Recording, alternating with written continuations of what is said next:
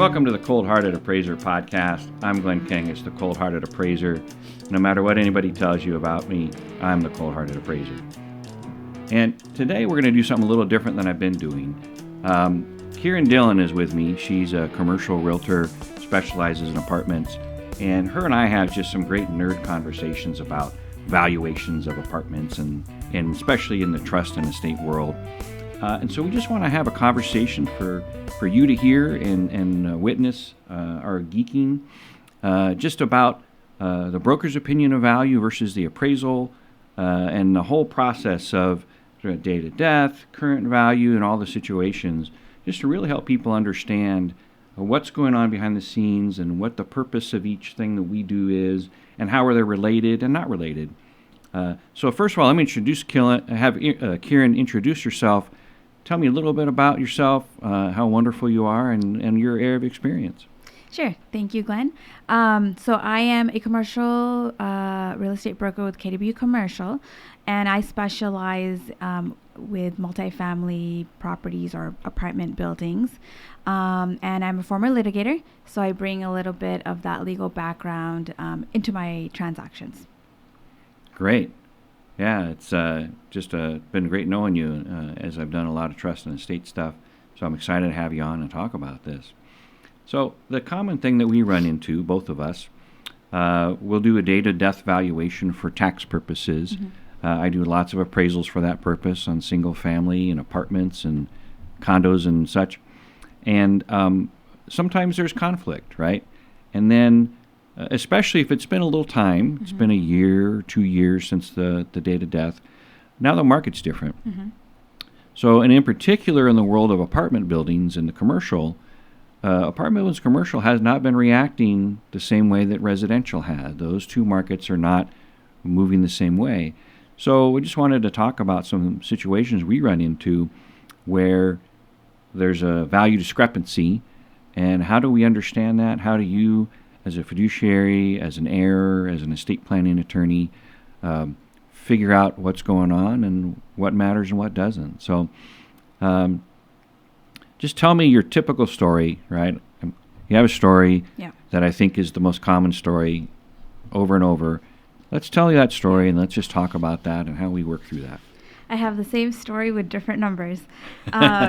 So usually when I'm coming into these transactions, there's a professional fiduciary or an attorney, somebody's involved, and they have already had a date of death appraisal done at whatever point that it happened. And now they're getting ready to sell the property.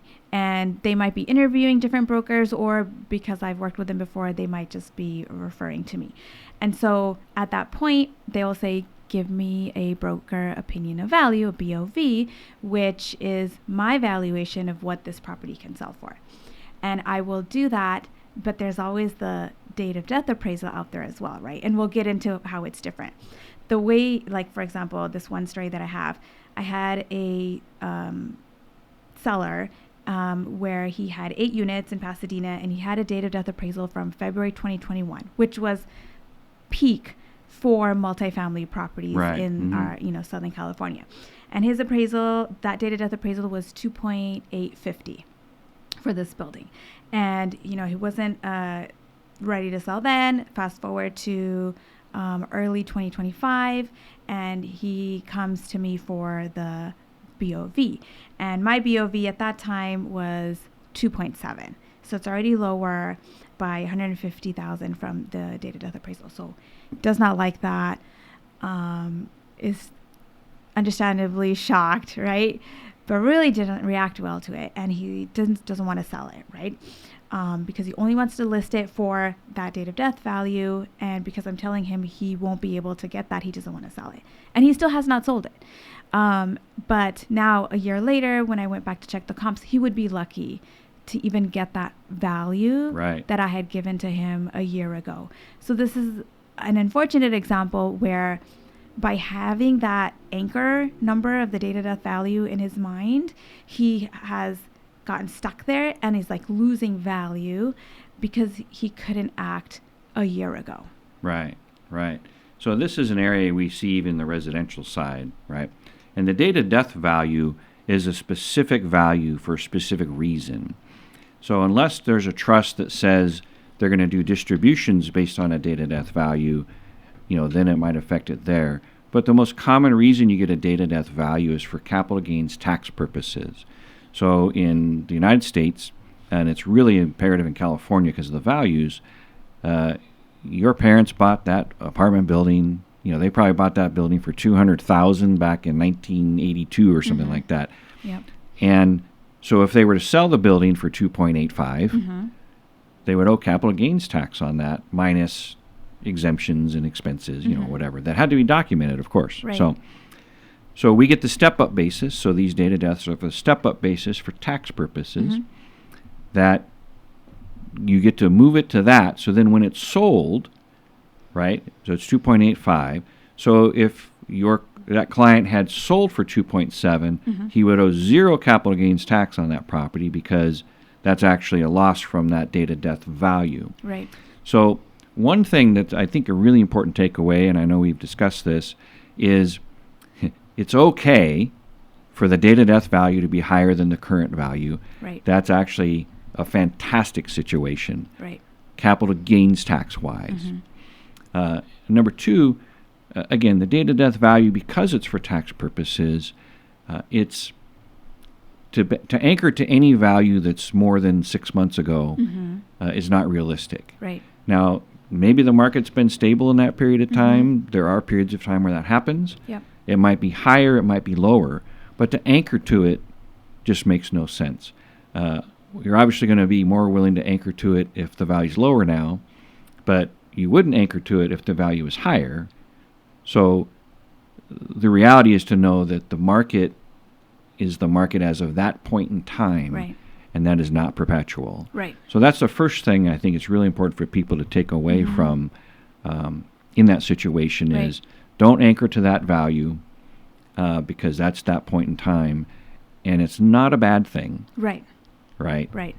And did you have that discussion that discussion with them about, hey, Yes. but you won't owe capital gains tax, Absolutely. right? Absolutely. And that's, when I have this discussion, and I've had it many times because the situation always comes up, I kind of have like 3 frameworks of how I try to explain to them the difference, right? So the first one is just like you said, the purpose of the date of death appraisal versus the purpose of the BOV. You want to get the date of death appraisal for anything where it's, like you said, like IRS related, if there's any fighting heirs, anything where the court is going to maybe look at it, you want to have that by a licensed appraiser. Right? And you need that, and it's not a bad thing to have it. But then when it comes time to sell, and you have the broker opinion of value, we're looking at it from like boots on the ground. What is it going to sell for right now? Correct. Right? Like the date of death appraisal was the snapshot then. I'm looking at it from right now. And it has nothing to do with tax or anything like that, right? It's literally just what can we sell it for. So that's kind of the first thing is you want to think about what's the purpose of the date of death appraisal versus the purpose of the BOV. The second thing is, even though they're both valuing apartment buildings with an income approach, there are some slight differences, right? So correct me if I'm wrong, but when you're doing the date of death appraisal, you're looking at it from the shoes of that owner, right? And so you're looking at their current, or like what their actual income and expenses were, not projecting to the future, right? But when I'm doing the BOV, I necessarily need to project because I have to do it from the point of view of the new buyer.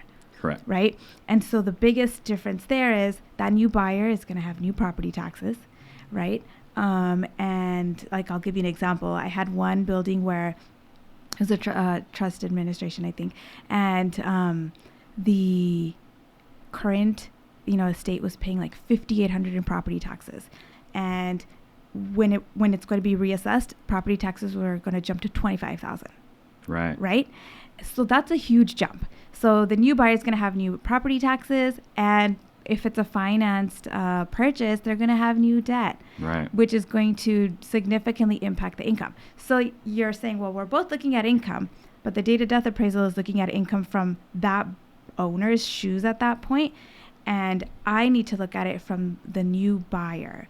And why do I need to do that? Because that's the person who's paying for the property, right? And so I can't say to them, hey, this is actually 2.1. They're going to say, I can only pay to the point where it's profitable for me. So that's like a huge disconnect. But I really wish that the people, when they're in the situation they're selling, if they could understand, that's the big reason why there's a difference, is because the income and expenses are different. And then the last one, you know, kind of touched on this, is the date. If it's been more than 6 months, the values are going to be different. Yeah, the value you would assume is going to be different. And the other thing, just being that I do residential and apartments, is that the residential single-family market and the multi-unit market are not reacting on the same trajectory. Right. The single-family market had a massive, dramatic increase. The multi-unit market did not. It had moderate at best, and has been declining at a greater rate than the single-family market, because of so many other reasons. They're just two different markets. So I would imagine a lot of people are anchored in the mindset of the single-family. Yes. The other thing I think that you brought up that I think is important is, number one, an appraisal is always looking back, right? Even if we're doing it as of today, we're doing it as of today. Right. Not a month from now or 2 months from now. What's it worth today? Or on a date of death, we're looking back to that point in time. And a lot of situations, we do take into account what the new taxes would be. But the thing that I find that you probably have better data than we do, because when we do the date of death appraisal, we're lucky if we get a reasonable income expense analysis. Right. We have some where they've changed property managers and we have 3 months and that's it. Yeah. Well, they don't know what it was on the date of death. Right. Or maybe they've, and maybe things have changed since the date of their rents, repair needs, insurance. Insurance has become a big deal too. Yes. So the farther back we go for a date of death appraisal, the more there's going to be a variance because of the insurance costs and the repair costs. Right. And when you're doing the income approach as an appraiser, it's not just the income, it's the expenses. Right. So are your expenses 30% of gross? Are they 35% of gross? And is that because your income is low, or is that because your expenses are high, or both? And if we have inaccurate data or incomplete data, we're doing a lot of estimating. Yes. And estimating leads to inaccuracies. Yes. So I would imagine when you're getting ready to sell, they've got much more complete information available, and that could lead to higher or lower. But in a declining market, it's most likely going to lead to lower, because those situations, I would suspect, you just probably have more higher expenses on the trust and estate side than even we assume in many cases. Yeah. So I think that's just a really big thing to me, is we're looking backwards, and then as an agent, you're what can I sell it for? Right. Right. You're a professional salesperson, marketing person. Yeah. And so your role is different than our role. So even though we're both doing valuation, our roles will still different. Right. And in your case, you're looking forward. What can I sell it for? Right. And we're like, what could you have sold it for? Exactly. So we're always we look more backwards than forwards.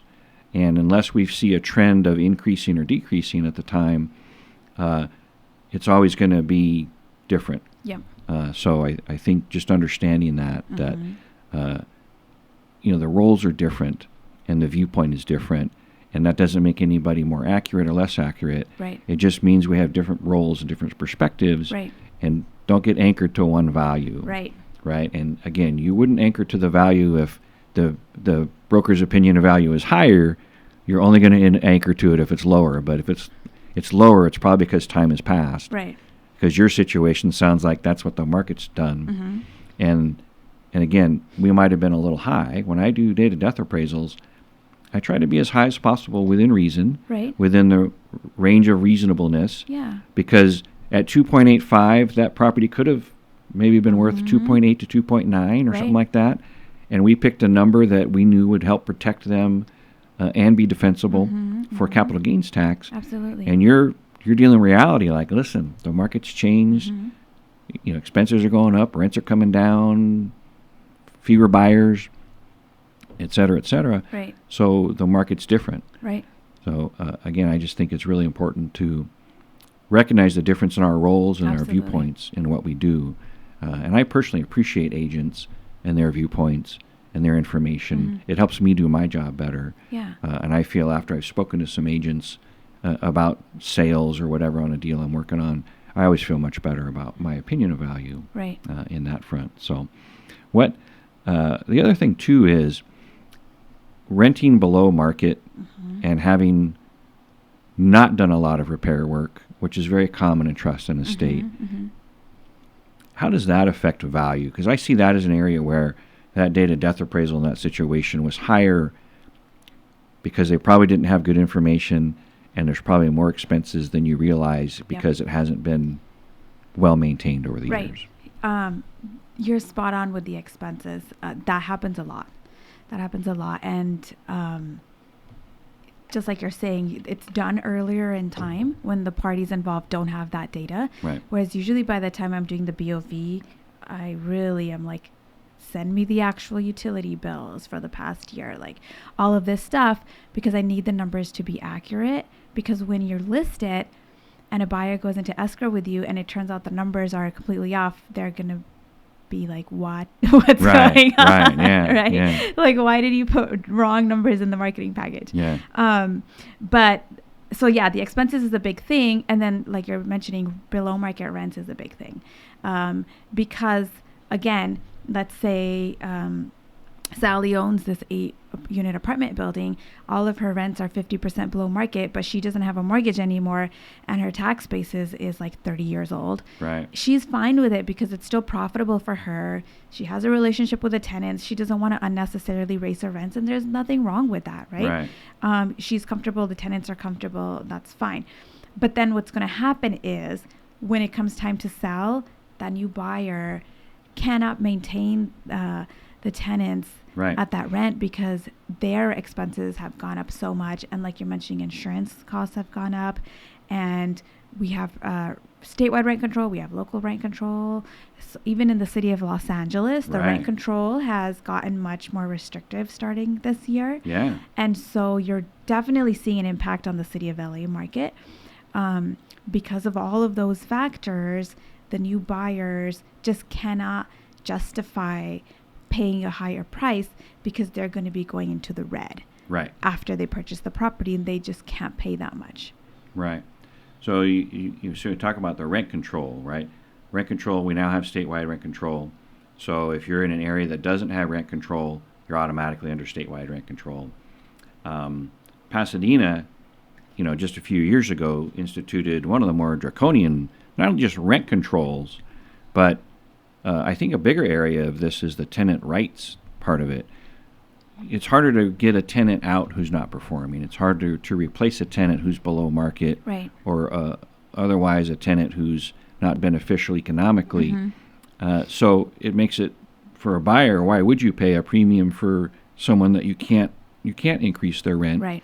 And you can only increase it, in LA now 3% once a year, and then there's other caveats. Pasadena was under 3% for a while, and I think they're still under. Are they still under 3%? They might be. Or right at 3%? I can't remember exactly, but it's very low. It's a very low number. Yeah. And an unrealistic number, and it hurts people. It makes it hard as a landlord, and it hurts value big time. So you can't just easily increase the rent. Right. And especially if you're buying a building and they did increase the rent 2 months ago, you can't immediately increase the rent. You got to wait till that 12-month period is gone for anybody who had a rent increase, within the last 12 months. Yeah. So there's a lot of factors to consider as far as that goes. So again, the rent control thing is a big deal. And we see that in 2 to 4 units, all the way up to just normal apartment buildings. The lower rents sell for less.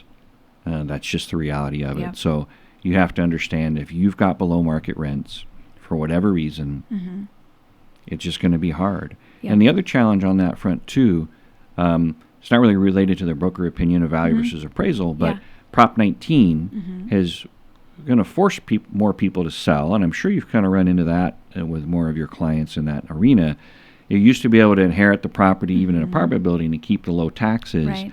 And now you're going to be reassessed because you don't get an exemption for your apartment building. Yep. You only get exemption for an owner-occupied residential single-family property. Yep. For the most part. So if mom and dad have been keeping those rents low and being nice to the tenants, Right. we used to be able to do that. They really need to increase that because if you don't do that, your kids are going to have to sell the property. They're not going to have a choice, even if they want to keep it. Right. And then it's also going to mean that they're going to sell it for less because of that. So now that hurts renters too. I mean, that's a thing about rent control. It actually hurts renters. And it hurts new renters much more so than existing renters. But it forces people to raise rents who wouldn't otherwise wish to raise rents in many situations. So it's really, even though they're trying to help people, it's really an ill-conceived method of helping people. Right. So side note from the Prop 19 and rent control as far as broker's opinion of value. So tell me another example or an example of a probate referee, right? So there's a difference between a probate referee and an independent appraiser. The probate referee is tied, to that estate when there was no will or trust, and they'll give an opinion of value, but they're actually not licensed appraisers necessarily. They might be, but their role is different than our role as an independent appraiser, and their scope of work is much less than either one of us do. Right. It's much more cursory, and I find in apartment buildings is an area where it's a huge issue. Yeah. They don't do the due diligence on rents, income, expenses, and it leads to a lot of pretty big overvaluations. Have you had a situation like that where you've had to deal with that kind of value issue? I have one where I might. Hopefully it doesn't turn into one, but you're exactly right, because the valuation for apartments, it's so nuanced. Yes. And so many factors small changes in numbers can affect it so much that when with the probate referee, like you said, it's quick, kind of like a quick and dirty drive-by valuation, and that doesn't get into the heart of the apartment valuation. You can have two buildings next to each other that look the same, have same number of units and layout and same amount of deferred maintenance, but if one has higher rents, it's going to sell for more. But if the probate referee is just driving by and saying, oh, this building sold for 2.5, therefore this one that I am valuing should also sell for 2.5 because it's the same, they're completely missing the point. Right. And that value could be totally off. Right. Completely. And that's really tricky because with the market changing, that margin, because you have to sell it within 90% of the probate referee's value. And if it's a smaller multifamily property, your margin is really small. Yes. And so in that case, and what I'm going to do in this one is just like really document, here's what I did for the marketing, here are all the people we reached out to, like all the extra steps we took to market the property to make it clear that this isn't an example of we're not doing anything. We're really trying our best. Right. Despite the best efforts, this is what the offers we're getting. And really, the other kind of way to look at it is the value of the property is what the market will bear. Correct. And we even when we're doing the BOV, even when we're doing the appraisal, the probate referees doing their valuation, you don't actually know until it's exposed to the market. Correct. And so when it is exposed to the market, if all the offer, you'll get offers clustered around a certain amount, then okay, that's the actual valuation. And then, if you're getting multiple offers around the same number, then that's what it is. And that kind of gives you some meat to go back against the probate referee to say, I have my data points. Right. Here's everything I did. And like the actual market is telling me this is what the value is. Right. The market is always king. The market knows way more than I do as an appraiser. The market, it'll tell you. Yeah. And as an appraiser, just like in your case as an agent, We're just trying to interpret the market data to give you our opinion of what the market's going, how the market's going to react. But the market overrules us, period. There's just no two ways about it. So as we wrap up, I'd really like to talk about when it's important to get an appraisal, when you don't need an appraisal and a broker's opinion of value is perfect for you. Again, we each have our roles. Everybody, assuming everybody's doing their thing well, that you don't have someone that's just not good at what they're doing.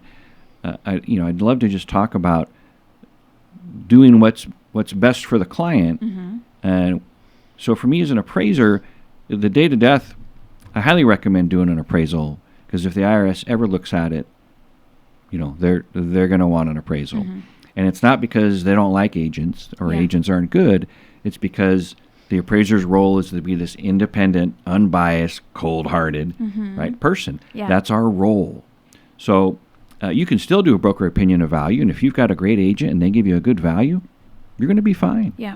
But if when you're going to sell the property, I recommend you listen to the agent and their broker opinion of value.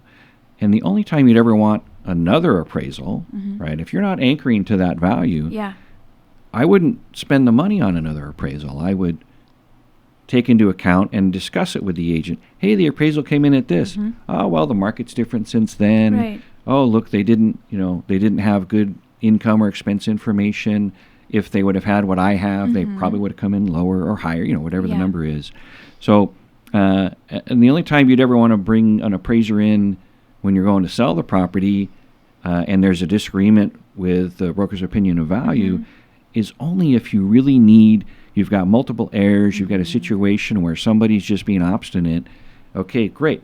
Let's bring in an independent person who can help you out. Otherwise, I wouldn't spend the money. So tell me some situations where you've had where you think it was better to just go with the broker's opinion of value and where it's good to bring an appraiser in. Similar to what you said, I think if you're dealing with like an estate administration and you feel like there's anything that needs to be reported to the IRS or to the courts, or you have fighting heirs, like those three situations, get the appraisal. Get the date of death appraisal, because you have that snapshot for that value from a licensed appraiser, right? And it's going to protect you legally. But remember, like we talked about, the point of it, right? Correct. Then versus when do you want to have the broker opinion of value, that you want to have the broker opinion of value if it's just like a sale. You're looking to sell or you're thinking about selling, and you're wondering what you can sell it for. And you need to have discussions with your CPA of what this means if I sell it for this amount. When you get the broker opinion of value, it's free, right? So for a sale.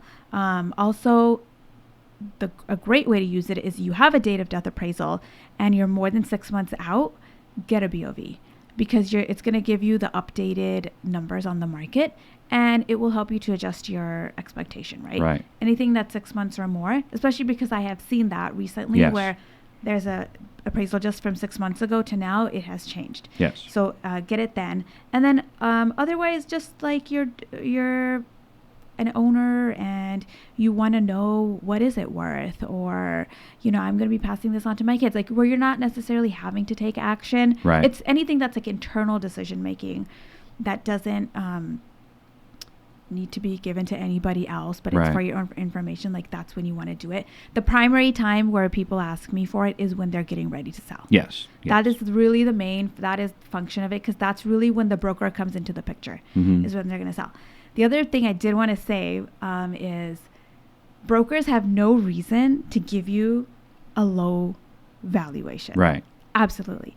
And it always like perplexes me so much, because when I come in with my BOV and it's less than the date of death appraisal, the other person is like so upset, shocked, and it's like shooting the messenger, right? And I always try to explain to them, why would I give you a lower appraisal or lower valuation? Especially if I'm competing with other brokers. Psychologically, I know you're going to go with the one that gave you the highest. But my practice is to give you an honest number to have your expectations be right. And also, I want to sell your property for the maximum amount because you make more money and I make more money. So there's no reason. I was going to say, you work on commission, right? Yep. So the higher it sells for, the more money you make. Right. Just like the more money. Absolutely. And there's a reason for that. Yeah. It's a win-win for you and the seller. Yep. So again, it's a great point. There's really no motivation on your end. Right. To give them a low value. Right. I think the only time you might want to be concerned about that is if they give you a low value and then they have a buyer in their pocket who might be able to buy that for you, right? So we always discourage, as an appraiser, I just discourage having an agent on both sides of the transaction. You want your agent, your attorney agent, fighting for you for your benefit, and you don't want any distraction from that. Right. So I just think it's such a great point, right. And so great to have this conversation about the different roles, when it's good to have a broker opinion of value versus an appraisal. As much as I like getting paid to do appraisals, I don't like for people to pay me to do an appraisal that they don't really need to do. Right. So we do a lot of, on the intake, just discussing why are we getting the appraisal, what's the purpose, who's it for, and that kind of thing. Right. And, I often talk people out of getting that additional appraisal or, well, if you're just going to sell it, interview 3 agents and get, and then if you have a dispute or a problem, fine, come back to me. But go the other process because agents do a great job. Agents are experienced at that. And agents are going to be on top of the market because they have to be. That's their job. And appraisers look back more because that's our job. Right. So it's just been great talking to you about this. It's something that as we see more and more, I think it's really important for people to understand whether they're agents and appraisers. They need to understand each other's roles. Absolutely. And fiduciaries and heirs and estate attorneys to understand why there's a difference, why there might be a difference, and how it can easily be explained to where nobody needs to get too excited about it. So any other takeaways on your end from our conversation? No, I think I'm so glad we had this conversation because we've had it many times. Yes. And I always reach out to you too, right? Like you're saying, it's a reciprocal relationship where you have a different perspective, I have a different perspective, and I know there's been times on valuations where we've connected. Right. And so just so that everybody else understands, like we work together, we're looking at it differently, and that's okay. It's actually not just okay, it's important. It's important. And because our roles are different. Yep. So I appreciate that more and more as I get along in my career, of recognizing other professionals and their skill set and appreciating it. So thank you so much for taking the time to have this conversation with me. I feel like a burden's been lifted from my shoulder just being able to talk about it. It's like therapy. Same. And hopefully anybody listening or watching this can really just take away the importance of this and use that to help them in their transaction as they go through the loss of a loved one and the other things that go with it. Right. So thanks for listening, thanks for watching, and thank you, Kiran, for appearing and helping me out today. Of course. Thanks